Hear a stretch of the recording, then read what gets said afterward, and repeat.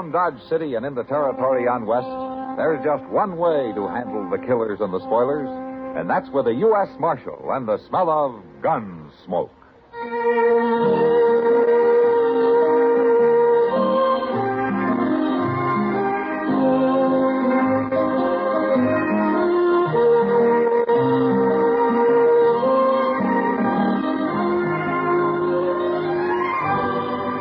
Gunsmoke, starring William Conrad. The story of the violence that moved west with young America. And the story of a man who moved with it. I'm that man. Matt Dillon, United States Marshal. The first man they look for and the last they want to meet. It's a chancy job, and it makes a man watchful. And a little lonely.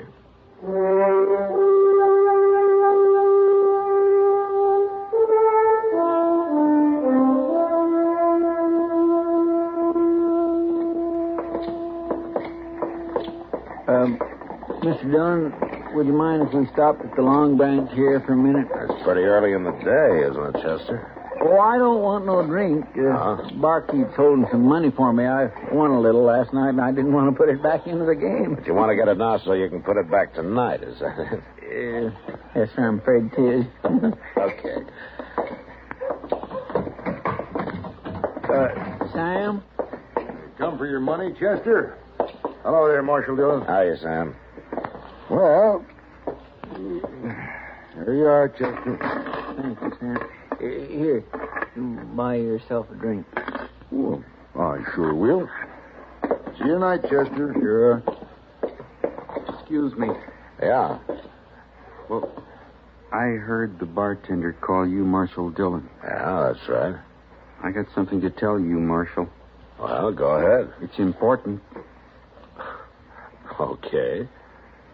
You're going to die, Marshal. Who are you, mister? Wilbur Hawkins. I'm a whiskey drummer. First time I've been to Dodge, though. I worked around St. Louis till they sent me out here. I liked it better in St. Louis.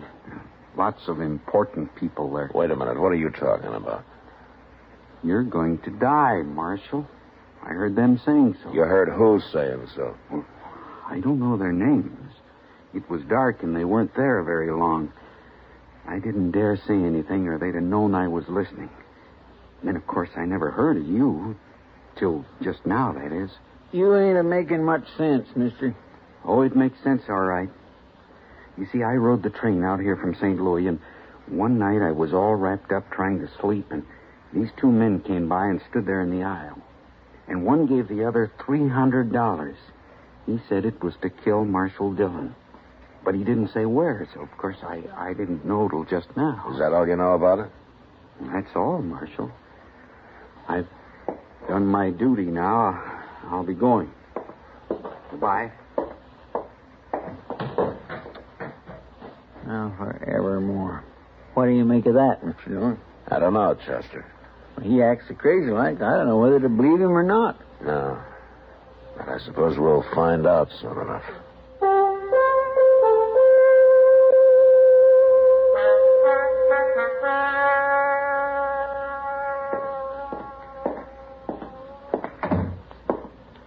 Well, the prisoner's sound asleep already, and it ain't only just got dark out. Well, he's got nothing else to do till Tom Smith gets here. Oh, is that who you're holding him for? Well, I thought I told you that, Chester. Well, but Tom Smith's sheriff of Tascosa, ain't he? Yeah? Why? Well, I thought this fellow was wanted in Abilene. No, Chester. They never heard of him in Abilene. That's why I wired Tom. Well, I'm going out back for a minute, Chester. I think I left my new bridle on the hitching rail out there. Well, I better get this place swept up a little bit. It's a good idea.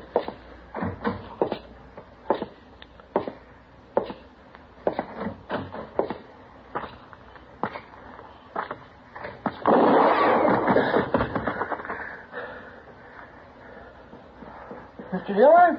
Stay there, Chester. Stay where you are. Mr. Dillon? You've been shot.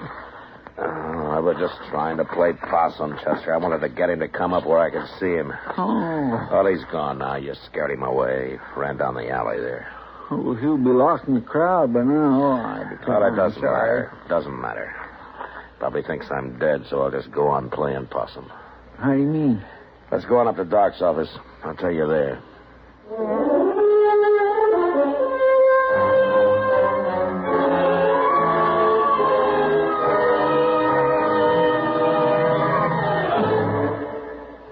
Now, I don't know if you're one of them Civil War buffs or not, but the United States Post Office put out a series of mighty interesting postage stamps when the centennial of that big shoot rolled around a few years back.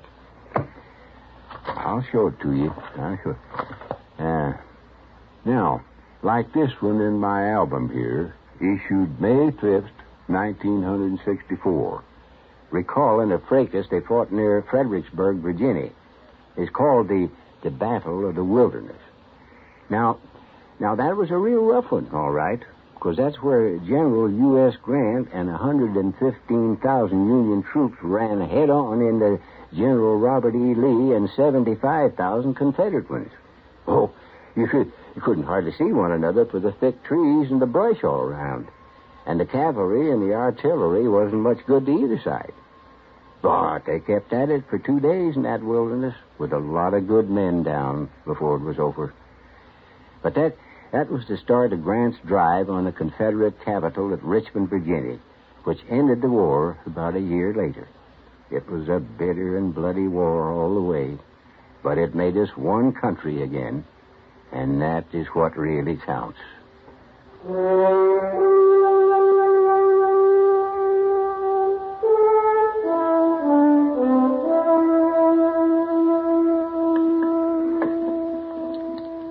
What did you say that whiskey drummer's name is, Matt? Wilbur Hawkins, Doc, but you never heard of him. This is his first time in Dodge. You know, Doc, he kind of acts like maybe he got hit by lightning somewhere. Even when he's standing still, he gives you the feeling he's sort of walking sideways, kind of ooches along like a crab, if you know what I mean. No, I don't, but I'd sure think twice before asking you to explain, Chester. Now then, what is it that you have in mind to do now, Matt? Nothing. Nothing? Yeah, Chester's going to do the work for a while. I'm just going to sit up here in your office and wait. Wait for what? Well, when Chester spreads the word around that I'm dead, whoever wants me that way is going to make his play. He'll come right out into the open and do whatever he's got planned. And then I'm going to give him a little surprise. Well, I don't know. Gee, Mr. Dillon, that's a wonderful idea. Now, why didn't I think of Get that? going, Chester. I'm kind of anxious to meet this man. Him and his gunman. Yes, sir, I'm good. Hey, one thing. Ain't the boys likely to run wild when they hear you ain't around to keep the lid on things? Yeah, they might. But we'll have to take the chance. All right, sir. I'll get started. You know, Matt, Chester's right for once.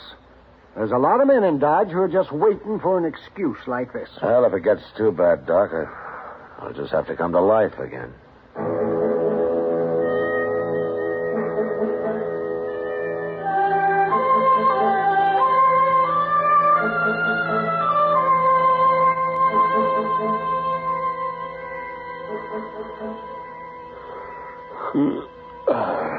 What time's it getting to be, Doc? And let me see. It's nearly midnight, Matt. How long are you going to wait up? Oh, till something happens, I guess. Chester, let me know. Well, the town seems quiet enough so far. Maybe nothing's going to happen. No, they didn't try to kill me just for the fun of it, though, Doc. No, I guess not. Yep. Answer it, Doc, after I get to the back room. Maybe it's a patient. I'll be holding a gun on him anyway. Come in. I'm coming. Yeah. Kitty, what are you doing here at this time of night? I might tell you if you ask me in, Doc. Of course. Come in, Kitty. Well, where's the corpse? What? The body. I expected to find him all laid out. Oh, you mean Matt. Oh. You don't seem too upset about that corpse, Kitty. Oh, I'm not. All that talk didn't fool me, Matt. It just didn't make sense. Chester running around telling everybody you'd been killed. No, why not? Oh, I know Chester too well. If you were dead, he wouldn't be acting like that. But most everybody else believes it, Matt. Oh, that's good. I don't know what you're up to, but I figure someone's been trying to kill you. Is that right? Yeah. Ambush, Kitty. Well, that's not the way he's telling it. What? Not the way who's telling it. I never saw him before, but there's a man standing at the bar of the Long Branch bragging about outdrawing you. You mean he's admitting that he killed me? I kind of thought you'd like to know. Yeah, that's him, Matt. This is what you've been waiting for. Is there anybody with him, Kitty? No, he's alone, as far as I know. Anyway, you better come to life again, Matt. There's going to be trouble if you don't. Maybe I better not wait any longer. I'd like to take that gunman's employer along with him, though. You can find out who it is, Matt. Just beat it out of him. You better come with me, Kitty, so you can point the man out, and you can take cover in case he wants to fight. Any man who's coward enough to shoot you in the dark isn't going to face you now, Matt. Maybe not, Doc, but you never know.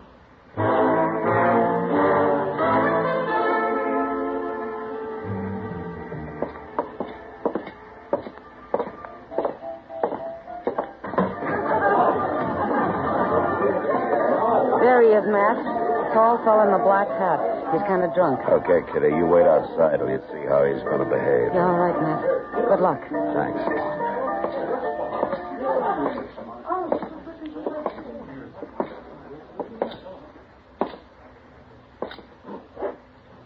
I'm Marshal Dillon, mister. Who are you? I'm Joe Rogers. I thought you was dead, Marshal. I understand you've been bragging about shooting me. Just talk, Marshal. I didn't mean nothing by it. I was just talking. Kind of dangerous talk, don't you think? Everybody said you was dead. But I was waiting for you to come out of your hole, Rogers. I don't like getting ambushed. Marshal, I never even seen you before. I didn't ambush All right, you. face the bar, Rogers, while I take your gun. Turn around. Sure. I ain't going to try nothing. You got the wrong man, Marshal. All right, you can turn around again. You can't arrest a man just for talking. The jail's right across the street, Rogers. You lead the way. It was just talk, I tell you. You can't prove nothing. Get going. I swear I didn't try to kill you, Marshal. Just straight ahead, Rogers, and when we get there, you're going to do some more talking. I want to know who hired you. Nobody hired me. I ain't even got a job. Mr. Dillon, what are you doing out here? Who's this fella? His name's Rogers, Chester. He's been bragging about shooting me. I was just having a little fun. I ain't no gunman. It doesn't take much of a gunman to try to ambush a man, Rogers. But I didn't do it, Marshal. I heard them talking about it, and I don't know why I started saying I'd done it. Mr. Dillon? What? Mr. Dillon, I was on my way up to Doc's. I was coming to tell you something. Well? Well, I've been over to Lady Gay. I swear I just don't understand. Well, just say it out, Chester. Well, there's a fellow over there, and he's making his brags about shooting you, too.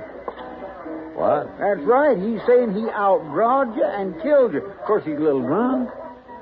Yeah, of course he is. So was Rogers here till I scared him sober. Sure, I've been drinking, Marshal. I wouldn't have talked like that if I'd been plumb sober. Here's your gun, Rogers.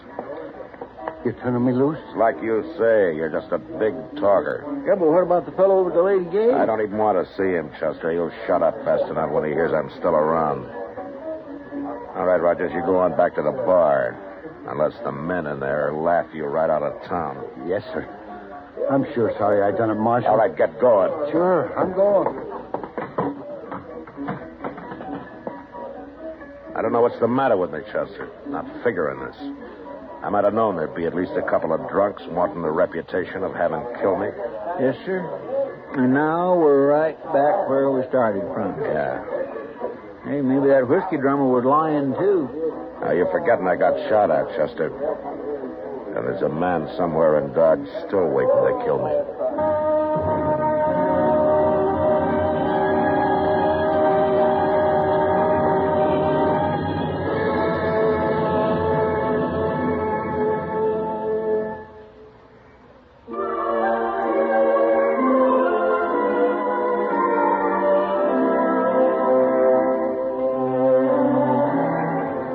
Hometowns in America have a lot in common, and yet they're each one of a kind.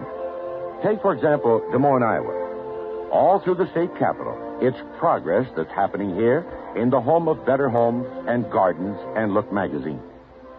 Never mind that the 7th Street Bridge is usually in repair.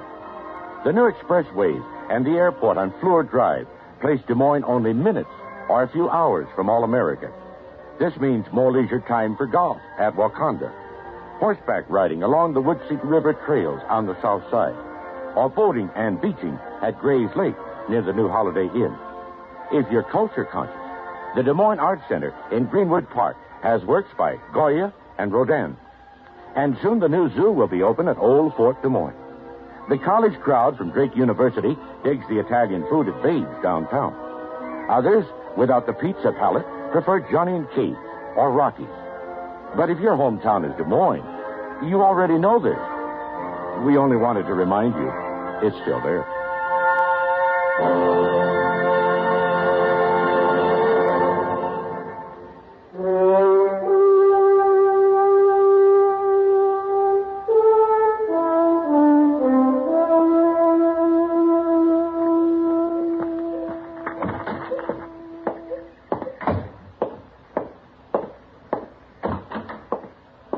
Why'd you come in the back way, Chester? Oh, my, I almost forgot to give you this telegraph, Mr. Dillon. It's from Sheriff Tom Smith. Oh, what does it say?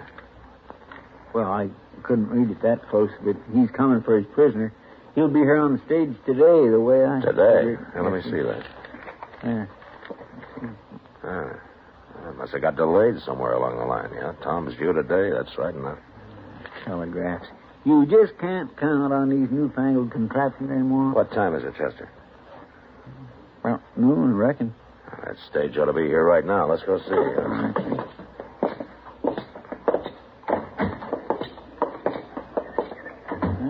There it is. Must have pulled in just a minute ago. Look, passengers milling around like a bunch of steers. Yeah. Hey, look yonder. Ain't that Tom Smith? Yeah, that's him. Well, who's that other fella? He looks kind of familiar to me. That's Wilbur Hawkins, Chester, the little whiskey drummer. Yes, well, I've been wondering where he's been. Matt Dillon. Hello, Tom. Well, how are you, Matt? Good. Hello, Chester. Fine, Smith? Well, I'm sure glad that trip's over. Next time I'll come horseback. The stage is easier when you're taking a prisoner back, though, I Tom. hope you still got him. I hate to make this trip for nothing. Now, he's here anytime you want it. Say, where's Wilbur Hawkins going? Look at there. Ain't he even going to say hello? You know that little fella? Yeah, we know him. He told me he's staying at the Dodge House. Strangest talking man I ever run into. Oh, he means well, Tom. Maybe. But he tells some mighty crazy stories. Oh, what do you mean? Well, he said he heard a couple of men in a bar talking about me. He didn't know who they meant until I introduced myself on the stage, and he recognized my name, and then he... Well, what are you looking like that for? No, go ahead, Tom. Go ahead. What did Hawkins hear? Why, he said this one fellow was going to give the other fellow $300 to shoot me. Ain't that the darndest thing? It sure is. I don't know, Matt. There's a lot of men who'd like to kill me, but I don't believe they'd be standing around talking about it that way. I kind of think he made it all up. No, he didn't make it up, Tom. Not quite. You know something about this? You mean someone is out to shoot me? Yeah. Who? Look, I'll tell you about it on the way over to the Dodge House.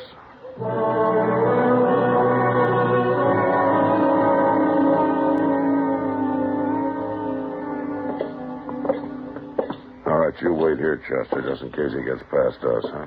Okay, sir. He ain't gonna get past us. But what I can't figure, man, is why Hawkins would want to kill you and me. Doesn't make much sense, Tom. Oh, here it is.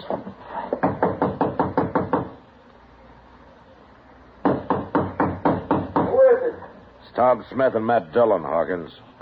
What are you doing here? We want to talk to you. Come on, open up, Hawkins. Get out of the way, Tom. He tried to kill us. Look, I can kick the door open with 1 foot. You cover me, huh? Right. I'll kill you!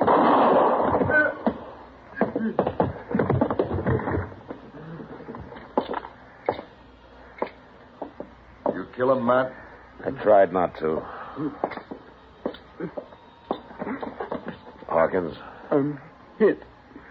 I'm going to die. I had to shoot Hawkins. Now, why did you want to kill us, Smith and me? A lot of people want to. I hear them saying. Nobody said anything. You made all that up, Hawkins. You took a shot at me last week, didn't you? Didn't you? I'm dying. I can't kill anybody now. Why did you want to, Hawkins? Tell me. I killed other men. Important men. I told them about it first, and then I killed them. But why, Hawkins? I don't know. I had to. I had to do it.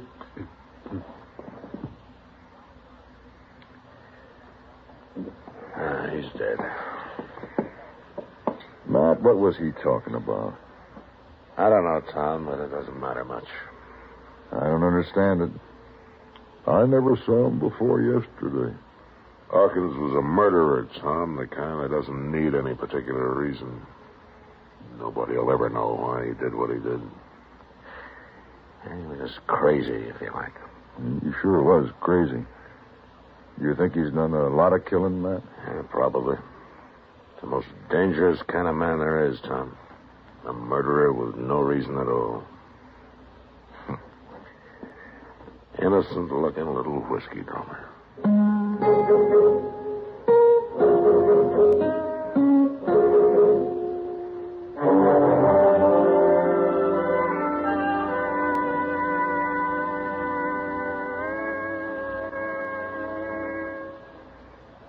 Regardless of what some people may have said about the political character of Elijah Cuddlestone, none could dispute his honest concern for his people. Here's how he put it. Now, since I first started, I say since politics became my life, my platform, I mean the base for my platform has been, and I say this in all truthfulness, the base underlying my platform has always been what is good for my people. Well, he was, of course, not referring to his party's platform, but rather to his own platform, his personal set of principles. In French, plat means flat, so a platform is really a platform. Platform in our political vocabulary means a statement of principles and policies adopted generally by a party convention as a basis for the party's support. The term has been used since the 1800s. Political planks, of course, are used to build a political platform and refer to the party's stand on various public questions.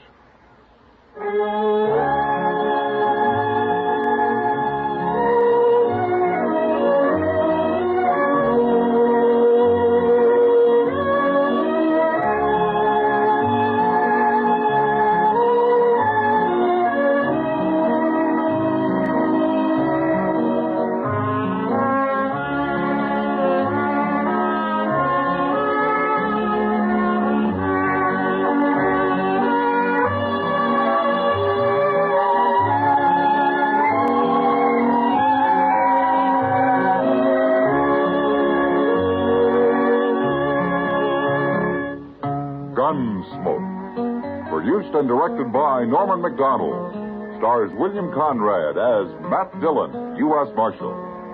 Featured in the cast were Parley Bear as Chester, Howard McNear as Doc, and Georgia Ellis as Kitty. George Walsh speaking. Join us again next week for another specially transcribed story on Gunsmoke. This is the United States Armed Forces Radio and Television Service.